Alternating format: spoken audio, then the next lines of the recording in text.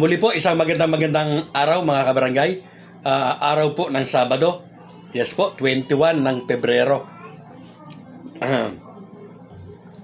Kayo po ba ay naniniwala na kung sakasakaling magpapakilala, hahabol ka?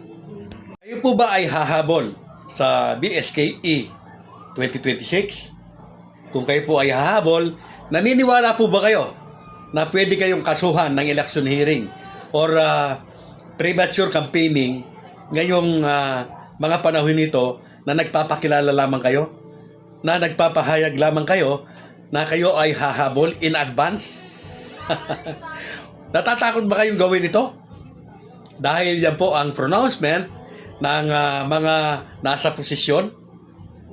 Mga kabarangay, kung kayo po ay hahabol at kayo ay matatakot sa sinasabi nila na pwede kayong kasuhan ng premature campaigning sa mga panahong ito na nagpapakilala lamang kayo, umiikot at inahayag na kayo ay hahabol, huwag na kayong umabol. Mahina ang inyong loob. Mga kabarangay, ang maipapayo ko po sa inyo, lalo-lalo na yung mga baguhan, tatagan po ninyo ang inyong loob. Saga ng akin po, hindi po kayo pwedeng kasuhan ng premature campaigning sa mga panahong ito kung kayo po ay nagpapakilala lamang at nagpapahayag na kayo ay hahabol anuman ang posisyon ang inyong habulin in advance. Ito nga Vice President natin, 2028 pa itong local at national election ay nagpahayag na siya ay kakandidato sa pagkapangulo sa 2028 pero hindi bawal.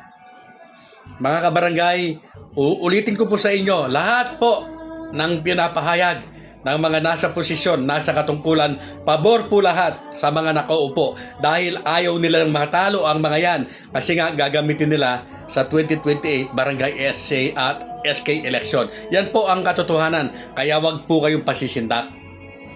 Wag lamang po kayong aasta, lalakad na parang nangangampanya na, gumagastos na, nagpapakain, nagpapainom at sinasabing iboto kayo. Wag po.